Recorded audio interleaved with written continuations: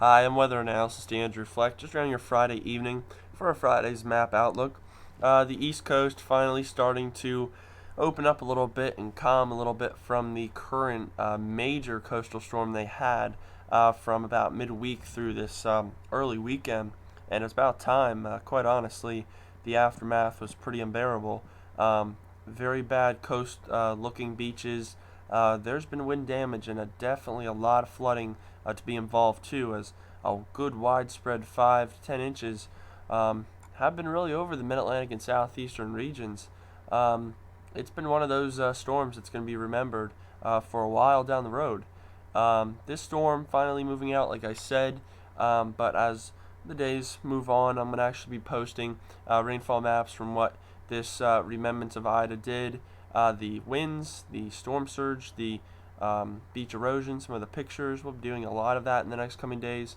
But this is a Friday's map outlook, so we're going to look a little more at the U.S. outlook other than just Ida and the remembrance of what it was, so we can kind of picture at what other regions in the U.S. are looking at. So, of course, the first region is going to be up here. We have some snow across the northwest. There actually is a system that's going to pull down across the southwest of the United States. And then this is going to be the area to watch next week or early next week. It's going to be very interesting because, well, I'll just stop at there because I'll be explaining that toward the end of this video, so make sure you keep in tabs with that. But the other areas, you have a trough coming down, and that's where you have some precip ahead of that. Back where the trough is a little colder, you have some snow. A little ahead of that, you have some rain up around Minnesota. Probably a few inches, definitely to probably fall throughout the evening hours into the nighttime. Again, up around the northwest as well. And as that continues to move east, you're going to have some colder weather across the west. Then the other area is the coastal storm. You have one low pressure here, another one here. They're now splitting up, sharing their energy. So that tells me that it's starting to weaken a little bit. You're still having a lot of precipitation around the area, so I do expect some more rain and winds, but definitely not the type of conditions that we have been seeing over the past day or two. But yeah, this whole area in here still in a area of low pressure, and that needs to be still watched yet. Weaken, but still enough to maybe cause some more damaging conditions. As we get a little closer look to the coastal storm, we'll see, just looking at the structure, there's a low around here, and the comma head, very impressive still up to this point. Very, very nice comma head here. That's probably your heaviest winds, heaviest rain. Some inland around Massachusetts, Long Island, Boston. You're having some areas and conditions around there probable. This area right here, I know a lot of forecasts are predicting them to see some rain, and I think you might get into it. It depends how long that primary low pressure keeps its energy and kind of shuffles away from it, sharing with the other low a little south from it, and that really gives you the dependent on whether maybe eastern PA and Jersey get some rain. So we'll have to keep an eye on that as the nighttime pulls through. I think you do, but it's going to be very close, so keep an eye on that. Either way, up around this area, you are seeing some winds of still 10 to 15 sustained, probably gusts up to around 20 coastal regions around Long Island, New Jersey, probably seeing gusts still up to maybe 35. I really wouldn't doubt it. So again, that's pretty much it for the outlook itself. But what I talked about earlier in the video segment was the storm next week or early next week for the Midwest. And I'm going to actually go into a model image here.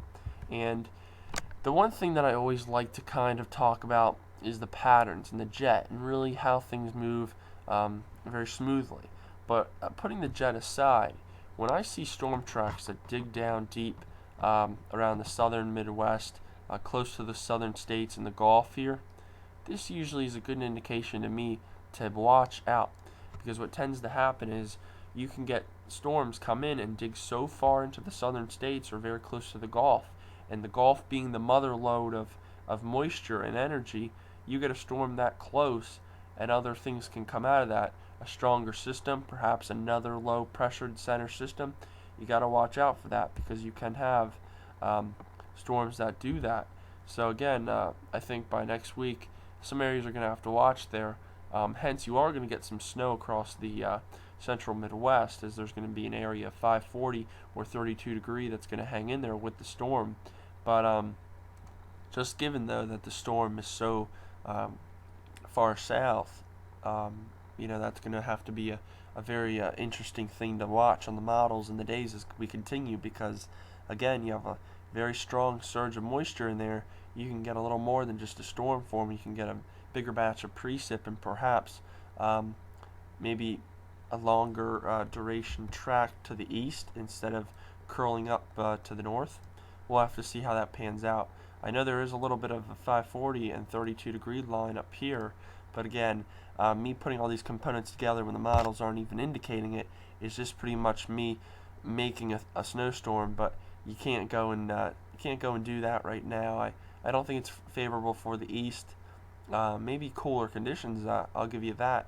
But as of right now, the northern jet is too north. I think the only way you can get snow right now until the northern jet comes down is if you get little areas of 32 degree marks come down separately or as a cutoff like you have here. But I would still watch it, because when you have storms, like I continue to keep saying, when you have storms closer to the Gulf or a main energy source, sometimes you can get transferring energies, and sometimes things can kind of surprise you last minute. But as for the east, I think there's another high pressure coming down, and if that comes down, it's going to block the east from getting any precip at all, whether it's snow, whether it's rain, and I don't think you get really anything. But I would still watch it, though. I really would. But I think the high pressures are going to be dominating the east, so it's going to be a little hard. But again, through the weekend, that's the one thing I'm going to be watching on the models. Finally, that this major coastal is out of the way. So again, that's it for your Friday's map outlook. I'll talk to you guys throughout the weekend, doing some videos and just give you some maps and pictures of what the remnants of Ida did across the East Coast, giving you some pictures of rainfall, highest wind gusts, etc. So look forward to that, and that's where I'll leave it tonight on your Friday's map outlook. So have a nice Friday, stay safe, and I'll talk to you guys throughout the weekend.